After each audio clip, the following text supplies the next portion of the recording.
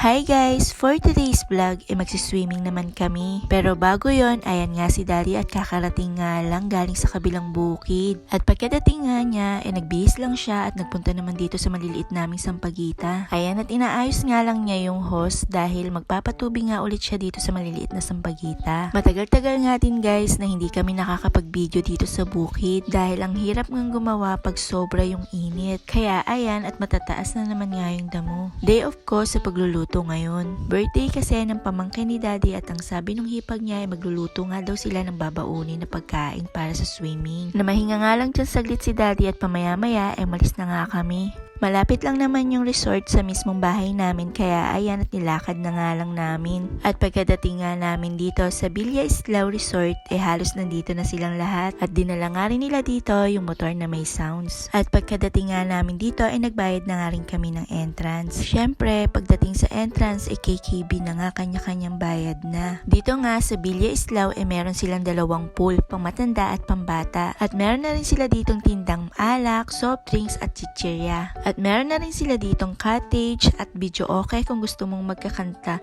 La la la la la. Ganun. At eto nga yung niluto nila, merong adobo, menudo, meron ding tilapia pero iniihaw pa nga lang ang tilapia ni Inday. Kumain na nga kami dyan pero hindi ko na nga lang na video. Kabanas naman ng vlogger na ito, kulang-kulang. At ayan nga ang napaka-pretty na pamangkin ni Daddy na may birthday. At ayan nga si Daddy dahil may okasyon, syempre may alak, kaya masaya na naman ang person. Sari-sari na nga din ang mga pinagkakain ko dyan dahil may mangga, singkamas at ngayon naman melon. Dahil sobrang init, ayan at nagpunta na nga rin ako sa pool para magbabad sa tubig. Dahil hindi nga marunong maglangoy ang person, ayan at dito na nga lang tayo sa pambata.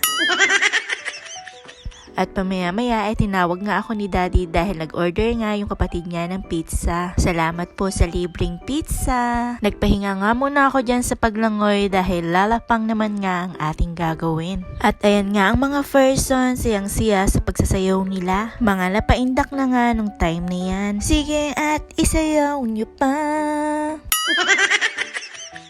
Bumalik nga ulit ako dito sa pool at yung iba naman ay nagsipagmerienda na pagod sa kakasayaw. At pamaya-maya umuwi na nga rin kami at naligo dahil may laro nga yung aming Junakis.